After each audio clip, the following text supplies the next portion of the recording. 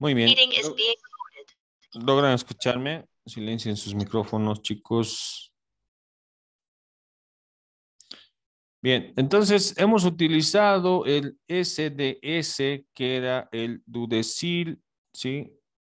El dodecil sulfato de sodio. Hemos utilizado el mercaptoetanol. ¿Para qué? Romper las uniones SS. ¿No? En la Segunda Guerra Mundial, la SS era el servicio secreto, ¿no? Era la agencia de espionaje y contraespionaje del ejército alemán, ¿no? La SS. Entonces, aquí la SS no es nada más que azufre con azufre, es la unión disulfuro y lo vamos a romper a través del SDS y también lo vamos a romper a través del mercaptoetanol. Muy bien, una vez que ya lo hemos roto, que la proteína está rota, está partida, vamos a aplicar electricidad y van a irse estas proteínas de acuerdo a la carga, o bien a un extremo positivo o bien a un extremo negativo. ¿Y esto de qué depende? Del tamaño y de la carga que tengan.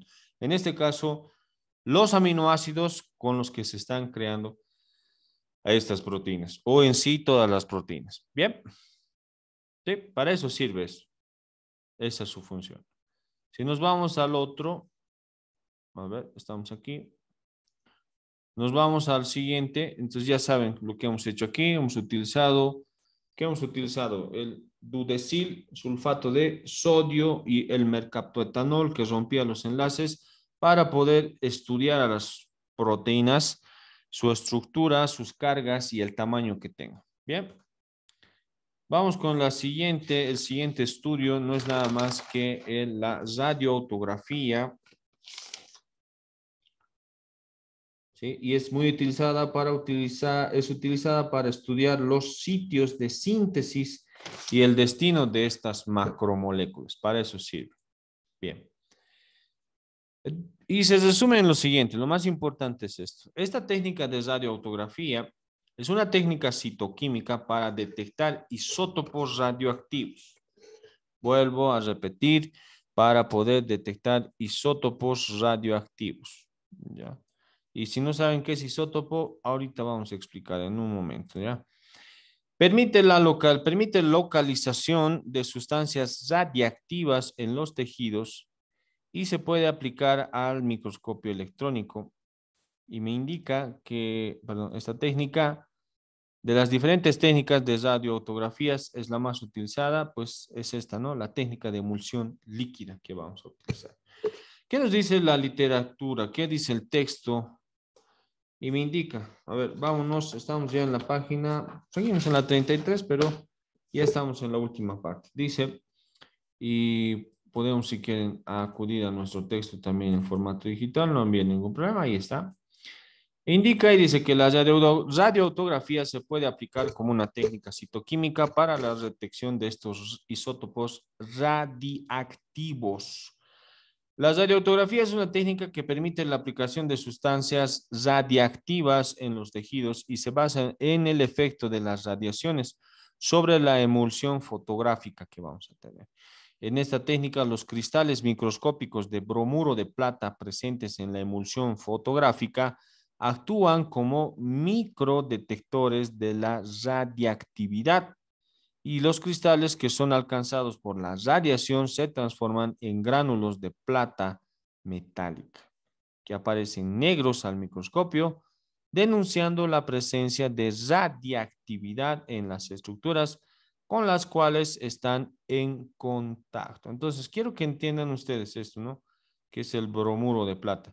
Se utilizaba una especie de estos también. Escuchen. A ver, vamos a aceptar a Maite. Antes que ustedes puedan observar y yo también podamos observar las fotografías, ustedes me imagino que han visto las fotografías de sus abuelos, de sus, no sé, tatarabuelos tal vez, eran en blanco y negro. Y antes de esas fotografías que ellos tenían, se utilizaban unos aparatos grandes, pesados y complejos para poder tomar fotografías. Cuando se tomaba la fotografía, se quemaba una sustancia como esta que ustedes estamos viendo aquí, que era el bromuro de plata, que generaba un destello increíble, ¿no? Como si se quemara, lo cual se revelaba, ya, perdón, no se revelaba, esta había la imagen, ¿no?, de esta fotografía que producía este efecto de radioactividad. Y esto se plasmaba en la película de la fotografía. Entonces, el principio es el mismo. Tengo que utilizar este bromuro para la emulsión fotográfica y actúa como microdetectores de radioactividad. Ahí está. Son detectores de radioactividad. Y los cristales que son alcanzados se transforman, ahí está, ¿no? Se transforman, ¿en qué se transforman? Se transforman en gránulos de plata metálica que aparecen, escuchen, miren, aquí está, aparecen de color negro. A ver, disculpe. Aparecen de color negro. Y si ustedes han visto en la casa, tal vez, las cámaras fotográficas antes tenían un rollo, ¿sí o no? Y este rollo contenía una película en el interior. Y esta película estaba dividida en partes. Había rollos de 14 fotografías. O sea, en ese rollo podías sacar 14 fotos. Había rollos en los cuales tú podías tener de 38 y había hasta rollos que podían tener hasta 50, 46 y 56 fotografías podías tener. ¿Cuál era el requisito indispensable para estas fotografías? No estamos hablando de fotografías digitales, por si acaso, pero les estoy dando un ejemplo de esta sustancia que antes se utilizaba y que ahora se utiliza para estudios de laboratorio. ¿Cuál era el único requisito de estos rollos de películas fotográficas? ¿Será que podíamos exponerlo al sol? No. No, no se podían. Entonces, ¿qué es lo que se hacía? Se agarraban los rollos y se llevaba a los estudios fotográficos. Yo hasta ahora les digo, ya no veo esto. Pero se llevaban a los estudios fotográficos y en un cuarto oscuro, con una luz adecuada, se sacaban, escuchen, se sacaban estas películas con sumo cuidado y se hacía el proceso de revelación de las fotos. Entonces, esta radioautografía, pues vamos a utilizar nosotros ese principio básico. Bien, avancemos entonces. Ahora ya saben, cuando lleguen a esta parte y la vuelvan a estudiar, saben que estamos hablando de estos reactivos para poder tener imágenes. Dado que no hay átomos radiactivos en las células, dichos átomos pueden ser seguidos por radioautografía, la migración, la incorporación de estos radiactivos introducidos en las células con fines experimentales para obtener una radioautografía. ¿Sí? Es un corte en el órgano del isótopo radioactivo y lo vamos a inyectar en el animal y se pone en contacto con la película de la emulsión fotográfica. Después de cierto tiempo de este periodo de exposición, se revela la película, como les he dicho, y los puntos negros en ella aparecen y corresponden a los sitios del órgano que contiene el isótopo. ¿Ya? Ahora, tengo que utilizar algo que me dé radiación, o sea, que pueda tener entre sus cualidades que emita luz.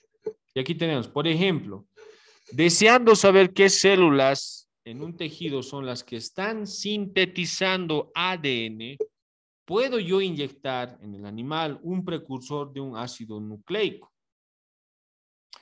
Y los ácidos nucleicos son el ADN y el ARN. Y ustedes saben que el ADN y el ARN son moléculas que van a estar compuestas por por su monómero que es llamado nucleótido.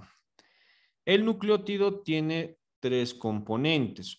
Vamos a hablar, número 1, su base nitrogenada. Va a tener 2, el azúcar, ¿no? Y va a tener el número 3, el fósforo. Ya, son los tres componentes de un nucleótido. Hablando un poco de las bases nitrogenadas, y no nos hagamos a los pendeibis, vamos a ver, aquí está. Ya. Hablando de las bases nitrogenadas, ustedes saben que hay bases nitrogenadas, adenina, guanina, citosina y la timina. Entonces ya sabemos que hay estos. Entonces lo que yo tengo que hacer es lo siguiente. Observen la pantalla. Y me dice que yo voy a utilizar lo siguiente. Como quiere saber dónde se está creando, fabricándose el ADN, le inyecte un precursor con un ácido nucleótido, con ácidos nucleicos, como la timidina, que está marcada. A ver, esperen un segundo. Esto. Ya. Como la timidina que está marcada, ya, a través del tritio radiactivo, y esto nosotros lo vamos a ver como H o 3H, ¿ya? Y la timidina será incorporada en los núcleos de las células donde se está fabricando el ADN. ¿De qué hemos dicho que está hecho el ADN? De estos componentes que están aquí abajo, ¿no? ¿De qué componentes serán? Bases nitrogenadas, adenina, guanina, timina, el azúcar y el fósforo. Bien. Vamos a quitar esto. Chao. Ahora, ciertos cortes de estos tejidos en una emulsión fotográfica, nuevamente estamos hablando de una película. Emulsión fotográfica es la película que les acababa de mencionar hace rato, de los rollos, cuarto oscuro, revelar y después sacar las fotografías, ¿no? Esta quedará impresionada por los núcleos en las células que tienen ¿no? Esta timidina con tritio radiactivo. Y ahí es donde vamos a ver y se van a marcar.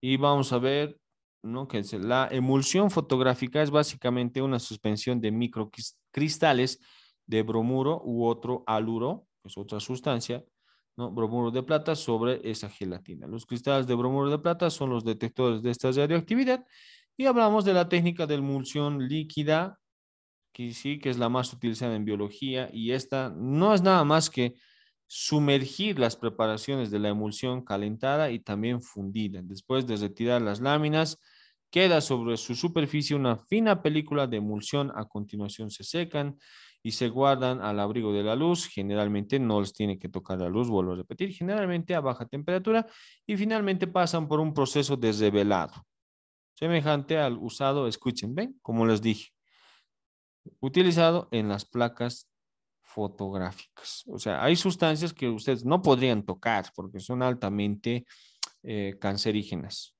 Pero estas personas de estos laboratorios fotográficos utilizaban algunos químicos para poder dar el color correspondiente de las fotografías que se han tomado, ¿no? Hace tiempo eran así, no podía sacar fotos digitales como las que sacan ahora ustedes de todo y de nada, ¿no? Con las capacidades de memorias de 256, 500 gigas, incluso tal vez más adelante ya aparezcan con terabytes, ¿no?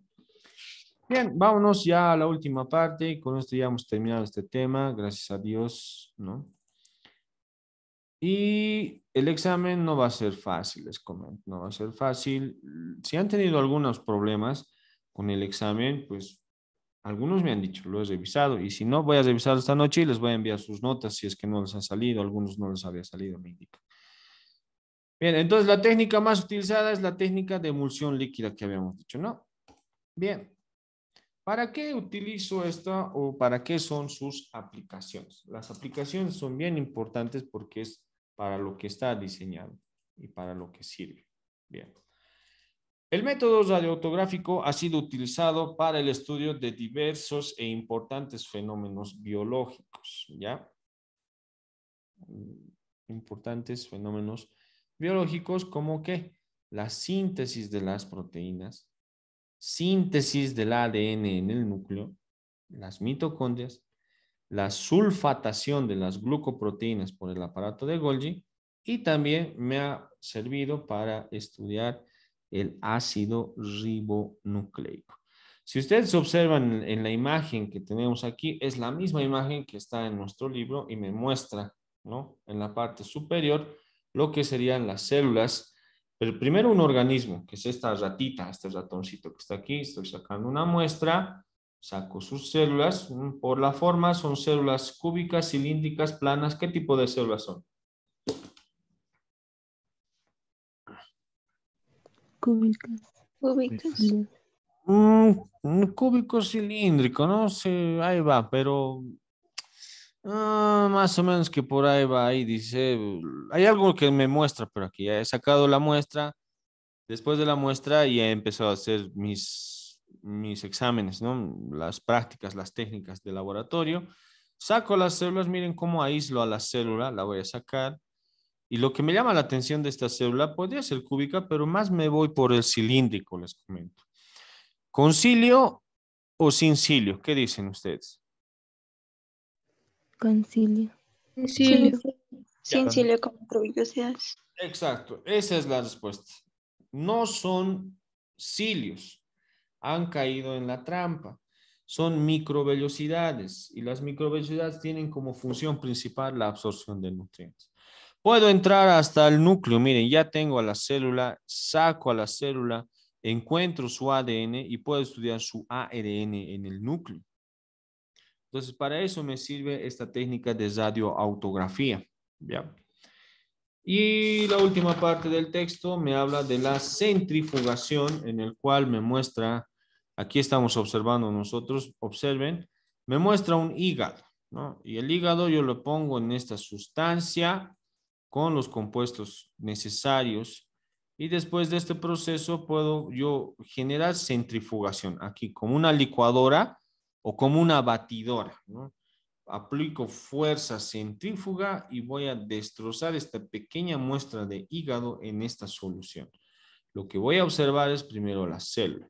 Después de un tiempo voy a empezar a ver el homogenizado que yo puedo ver. Miren, ya se ha dividido, no hay membrana, están los núcleos con sus nucleolos, las mitocondrias por estos lados, los aparatos y retículos endoplasmáticos por estos otros lados, los ribosomas y otros más por estos lados. Ahí están los núcleos, miren. ¿Sí? Puedo hacer una separación de núcleos, puedo separar las mitocondrias, puedo separar los microsomas, los retículos endoplasmáticos, tanto rugosos o lisos, y también puedo obtener a los ribosomas. ¿Qué son los ribosomas? ARN ribosómico más proteínas, donde se sintetizan en el nucleolo. Todos los ácidos ribonucleicos se sintetizan en el nucleolo. Bien, centrifugación, centro, fuga, movimiento, movimiento alrededor del centro. La centrifugación fraccionada o diferencial y vamos a hablar de la contragaliente. Son técnicas para fraccionar, romper, partir, quebrar a la célula y obtener orgánulos en un estado de pureza y para poder estudiar sus propiedades químicas, físicas y biológicas. Es posible separar las células de un tejido y el aislamiento de un tipo celular particular, ¿no? Con EDTA y FACS. ¿Qué quiere decir EDTA y FACS? ¿Qué dicen ustedes?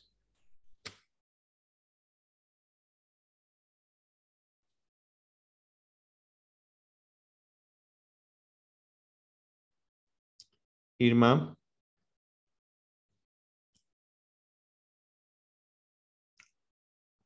Judith, cualquiera de ustedes.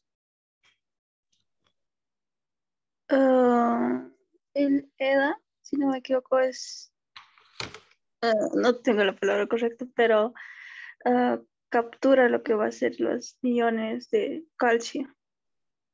Ya,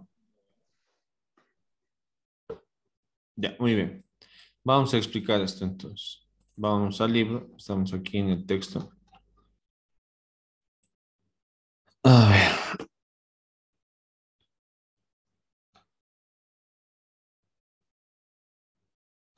Aquí estamos aplicando, ¿no? Es la técnica que hace rato hemos visto, las aplicaciones que hemos utilizado y la centrifugación. Aquí están, ¿no? Centrifugación fraccionada o diferencial que vamos a tener, la fracción soluble, la centrifugación en contra de gradiente. Aquí tenemos mi hígado, una muestra, una biopsia de hígado, todo el proceso que hemos hablado. Y aquí está el EDTA. ¿Por qué les he preguntado esto? Porque la mayoría de ustedes no ha respondido y es algo que les van a preguntar. Y dice, ¿es posible separar las células de un tejido y el aislamiento de un tipo celular particular? Varios procedimientos permiten la separación de las células que constituyen a los tejidos. El primer paso consiste generalmente en la destrucción de la arquitectura de la matriz extracelular utilizando enzimas tales como la colagenasa y la tripsina. Enzimas que van a destrozar a la matriz extracelular. Y las uniones que adhieren a las células muy frecuentes en los tejidos de las glándulas y en los epitelios de revestimientos. Por lo tanto, es necesario retirar los iones de calcio que participan en la adhesión entre las células con la ayuda del EDTA. EDTA, ¿sí? Esto es el ácido etil enaminoadiatetraacético. El EDTA es una sustancia que captura a los iones de calcio, los remueve del medio y una vez separadas las células continúan mezcladas y los tipos celulares deseados deben ser aislados mientras se está utilizando este ácido que es el EDTA. Entonces, esto es como una especie de secuestrador. ¿Qué va a secuestrar? Calcio, para poder ver las estructuras que quiero estudiar. Y el FACS no es nada más que este proceso. Sin embargo, la forma más precisa y eficiente para aislar un solo tipo de células en grandes cantidades es mediante el uso de un aparato llamado FACS, ¿no? Esto es un aparato que está relacionado, es la célula sorteadora para la actividad que va a empezar a producir fluorescencia. Fluorescencia. FAC, fluorescencia, F, A, activity, C, de cell y sorter de S. Las células en suspensión se tratan con un anticuerpo fluorescente que se une específicamente a la superficie de ciertas células y a medida que la suspensión de las células pasa a través del aparato, las células fluorescentes se desvían hacia un recipiente, mientras que las que no brillan, las que no son fluorescentes, son recogidas en otro recipiente. ¿Está bien? Entonces, ese es el EDTA, secuestrador de calcio, y el FAC no es nada más que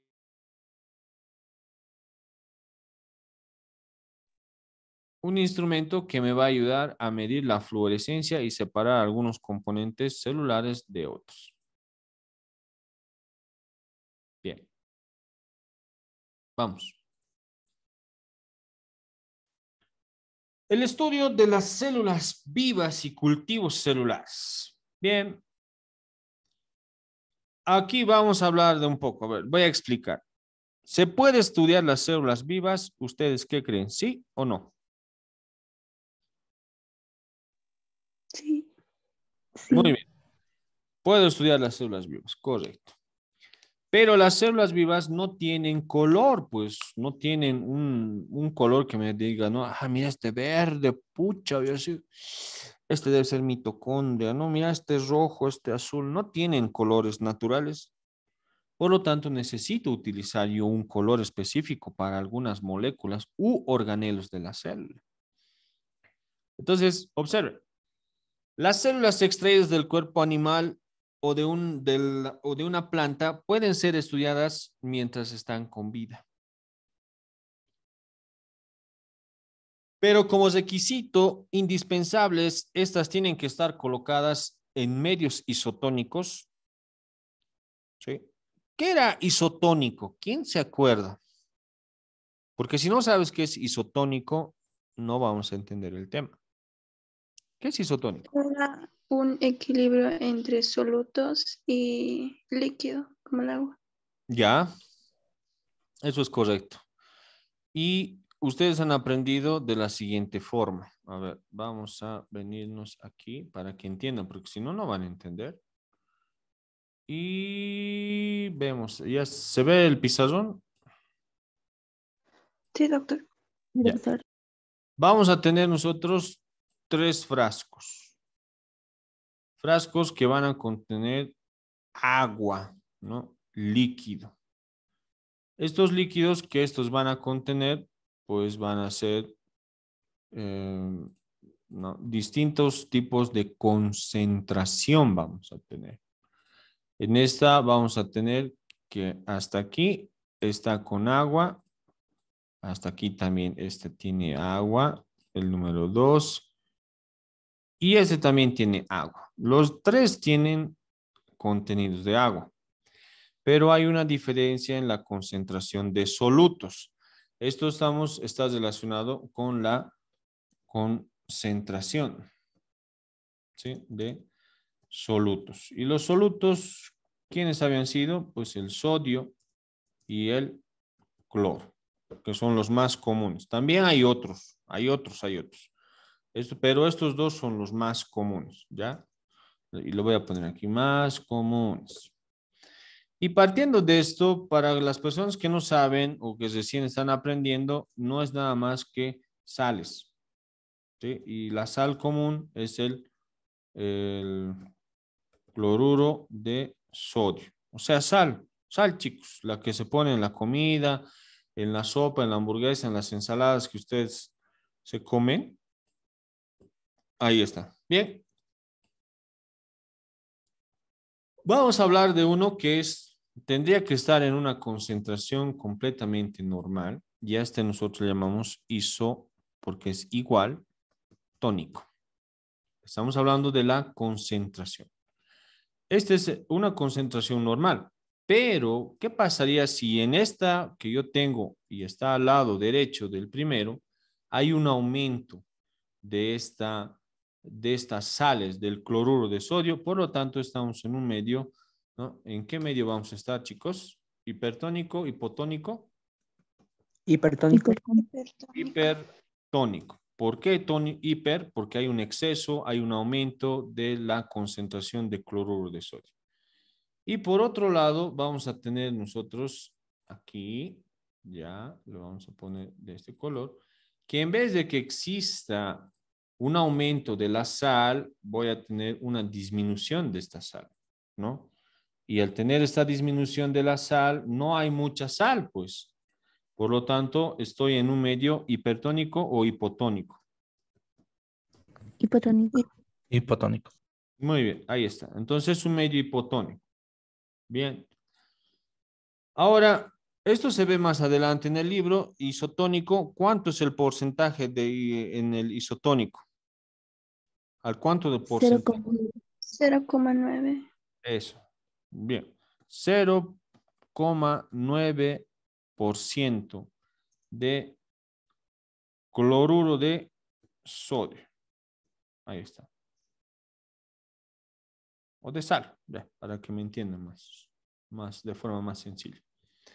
Este es el medio ideal, este es el medio normal. Entonces, aquí no hay hiper, tampoco hay hipo, es el medio normal que yo tengo, ¿ya? Normal es este.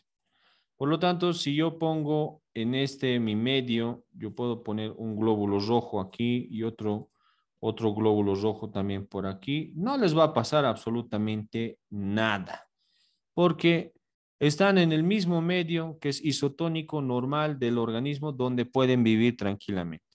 Por otro lado, si pongo un glóbulo rojo aquí o pongo otro glóbulo rojo por aquí, en el hipertónico, ¿qué va a pasar?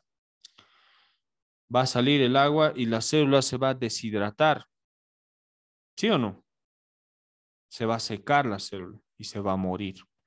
En el otro lado, que es el hipotónico, hay poca cantidad de cloruro de sodio afuera, lo cual me indica que hay mayor cantidad de agua en el interior. Por lo tanto, el agua de esta va a ingresar el agua de la muestra de nuestro frasco a la célula y va a llegar a un punto en que el glóbulo rojo, ¿qué va a pasar? ¿Se va a secar igual que el otro? No. Va a aumentar de tamaño hasta reventar. Se va a empezar a hinchar, como así se va a edematizar. Entonces, acuérdense, isotónico, hipertónico, hipotónico. ¿Cuál es el que queremos nosotros? Normal, ¿no? Que es al 0,9% de sal y que ustedes también utilizamos esto en medicina, que se conocen como las sales para los pacientes que sufren diarrea y vómito continuo, una diarrea aguda, sales de rehidratación oral. que no es nada más que cloruro de sodio y bueno, algunas mezclitas más. Ahora ya está con sabores, ¿no? Pero ahí está. Entonces, volviendo ahora al tema que ya lo han entendido, han comprendido esto. Para estudiar las células vivas, ¿ya? ¿En qué medio yo tengo que poner a estas células? En medios, aquí está. ¿Qué medio es? Isotónico. Isotónicos. Isotónicos. Eso, correcto. Para que la célula no se me dañe, para que la célula no se me seque, para que la célula no se deshidrate o no se llegue a hinchar, a edematizar y a explotar, ¿no? Y después de esto puedo utilizar un tinte, ¿ya? ¿Cuál es el tinte más empleado para poder utilizar en células vivas? El libro me dice y les van a preguntar en el examen. ¿Qué color es este?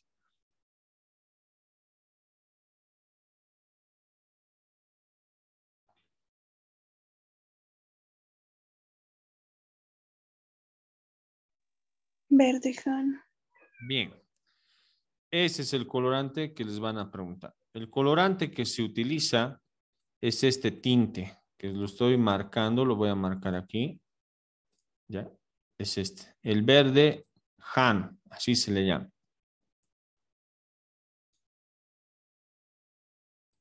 Este es el tinte que más se utiliza. ¿Ya? Y que me ayuda a teñir y me ayuda a darle un color a las buenas mitocondrias. ¿Ya? Listo. Vámonos ahora al texto, o mejor dicho, a la diapositiva, y ya damos por terminada el tema número 2. Ha costado, pero se explica muy bien. Saben que ustedes el tema 2 es más, tiene más detalle que otros temas. Y me dice que después de utilizar esos medios isotónicos para que las células se conserven, después de ponerles tintes como el verde Hano para ver a las mitocondrias, puedo utilizar el microscopio de contraste de fases. Puedo utilizar colorantes supravitales como el verde Hano. Puedo utilizarlo en medios de cultivo, en frascos o placas de Petri, así se les llama, químicamente definidos como aminoácidos, ya puedo ver, ¿no? Aminoácidos, vitaminas, factores de crecimiento y también los micromanipuladores. ¿Qué es un factor de crecimiento? Un factor de crecimiento es una proteína, ¿sí? Específicas que me ayudan a estimular la proliferación y la diferenciación de diferentes tipos de células. Un ejemplo de factor de crecimiento puede ser para las células nerviosas el NGF, que es Nerve Growth Factor. Y cuando hay ausencia del NGF, no se pueden cultivar las células nerviosas, ¿ya? No se pueden cultivar las células nerviosas. También puedo ver los linajes celulares, también puedo ver procesos realizados in vitro, como estamos viendo aquí, ¿no? Observen, aquí estamos un blastocisto y sacamos este cúmulo de células que son los que le llamamos el embrioblasto y vamos a empezar a hacer cultivos de células de cada uno de estos y vamos a obtener células, cultivos de células embrionarias. Claro que no es necesario matar a un bebé, ¿no? Porque este es un futuro bebé, pero podemos utilizar, puede ser el cordón umbilical, donde se encuentran este tipo de células para poder generar cultivos y hacer que se dé un proceso de diferenciación y de especialización en la célula. Bien. Muy bien. Eso es todo. Hemos terminado. Gracias por prestarme su atención. Y termino con eso, ¿no? Un educador no es un simple informador, sino el que señala el camino hacia la sabiduría y la verdad. Muy bien. Entonces, ¿qué más queda?